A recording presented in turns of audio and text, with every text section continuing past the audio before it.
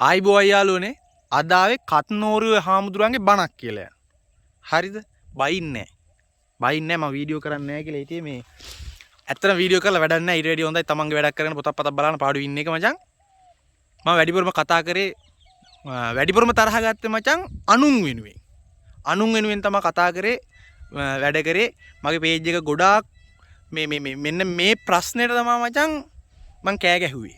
හරිද? ඉතින් මේ ප්‍රශ්නේ විසඳෙන්නේ නැති ප්‍රශ්නයක්.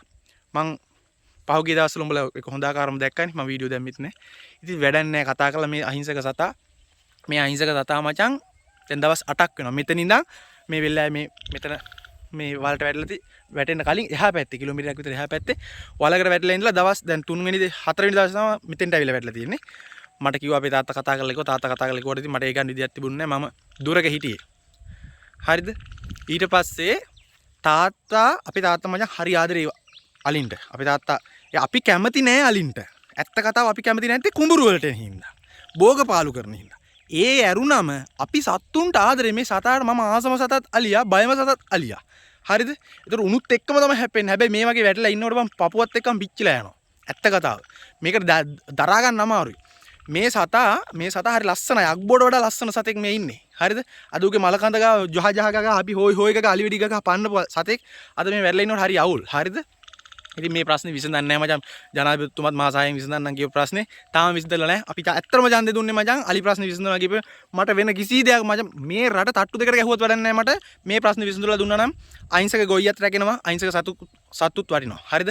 මේ රට අලි ප්‍රශ්නෙන් විසඳගන්න මචං ගොයි තැන නම් දියුණු කරන්න බෑ. හරිද? ඉතින් මේ සත්තුන්ට මචං. හරිද? දැන් මෙහි කරුලගස්සාවේ මේ වන ජීවියකට ඉන්නේ මචං සේවකයෝ කිහිප දෙනයි.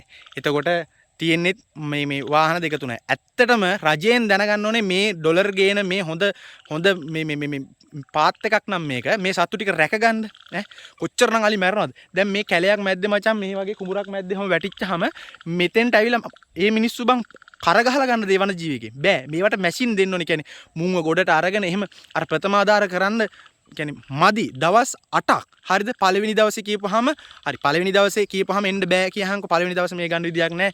මොන හරි ප්‍රශ්න. හරි. ස්වභාවිකයි සංස්කෘතිකයි අධ්‍යක්ෂයි ප්‍රත්‍යක්ෂයි. ගැටලුවක් නැහැ. හරි. දෙවෙනි දවසේ ගිහිල්ලා නිමාඩු කියපුවොන් ඈතවල වල ගිහිල්ලා ඉන්නේ එන්න ඕනේ. හරි. ගැටලුවක් නැහැ. තුන්වෙනි දවසේ හතරවෙනි දවසේ මචං සාධාරණ නෑනි සතා මැරණකන් දවස් 8කුත් වෙලා මේ සතා හොඳ ආකාරව බේර ගන්න තිබ්බනේ බා. එහා පැත්තේ වලේ ඉඳන් මේ පැත්තට එන්න මූට හයි හත්තිය තිබුණා නම් ඈ මෙතන මැරණකම මේ සතාව දවස් 8ක් වෙනකන් කල් යවුවා නම් ඈ හෙන ගහනවා බම් මේ වගේ අපරාධ වලට හෙන ගහනවා ඉහළ ඕන් දැන් තරහා ගියේ. ආයි මං තරහා ගන්නෑ. මං ආයි තරහා ගන්නේ නැහැ මේ සමාජ ප්‍රශ්න වලට මචං මම කීන්ති ගන්නෑ. මොකද ඊට පස්සේ හાર્ට් එකේ ප්‍රශ්න ඇවිල්ලා මම ලෙඩ වෙනවනේ. මමත් පහුගිය දවස්වල ලෙඩ වෙලා හිටියේ. හෙන ගහනවා මේ අපරාධ වලට. හරිද? කුඹුරු ටික කනකොට මචං අපි ගිහිල්ලා කියපම උන් කියනවා අපි ඉන්නේ ඔයාලා වෙනුවෙන් කතා කරන්න නෙමේ. අපි ඉන්නේ මේ සත්තු වෙනුවෙන් කතා කරන්න. මොකද සත්තු වෙනුවෙන් තමයි වනජීවිකයෝ ඉන්නේ කියලා. ඇත්තම කතාව මේ පාත පන්තියේ ඉන්නේ. ඒ කියන්නේ මේ සේවකයෝ පලි නෑ මේවට. වනජීවි ඇමති කිනම් ජනාධිපති කිනම් මේවා දැනගන්න ඕනේ. උන්නේ බම් මේවා පරිපාලනය කරන්නේ. එතකොට මුන් පලි නෑ. ඇත්ත මුන් කියන්නේ. උන්නුත් පව් උන්නුත් අපි වගේ මිනිස්සු වනජීවිකට බඳව ගත්තාර. හරිද? ඉතින් ඒ මනුස්සයන්ට කරන්න දෙයක් නැහැ. මේ කියන්නේ පුනා කියන්නේ මේවා දකින්නවත් නැද්ද? මේවා දැකලවත් මේකට නිසි පිළිතුරක් දියලා අලි අගල් කපලා ස්වභාවික පිහිටීම් තියෙන විදිහට අලියට ගමට එන්න බැරි වෙන විදිහට හැදුවා නම් මේ ප්‍රශ්න වෙන්නේ නැහැ බං.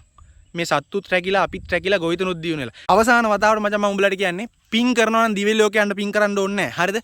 පින් කරනවා නම් බණක් ඇහෙන ගෙදරක පිනක් දහමක් කරන ගෙදරක ඉපදෙන්න සාමාන්‍යයෙන් සල්ලි ටිකක් තියෙන දුක් විඳින්න නැතුව ජීවත් වෙන්න ඉපදෙන්න පින් කරහල්ලා. හරිද? බල්ලෙක් වෙනවා නම් කම තුන් වෙල කන්න දෙන්න පුළුවම මේ තැනක ඉපදියාලා. මේ අලියෙක් වෙනවා නම් මාලිගාවක වගේ හොඳ ඒ කියන්නේ දැන් ලොකු තැනක ඉපදෙන්න පින් කරන්න. එතකොට සැපට කාලා බීලා මේ බෙහෙත් හේත් ටික අරගෙන පාඩුවේ ලස්සනට ජීවිතය ගෙවන්න පුළුවන්. මේ වගේ අහිංසක සත්තු මේ වගේ තැන්වල දුෂ්කර ප්‍රදේශවල ඉපදිච්චාම මේක තමයි ඉරණම. මේකම තමයි මතක තියාගන්න ඉල්ලා නගර බද මිනිස්සයටයි ගමේ ඉන්න ගොයියටයි.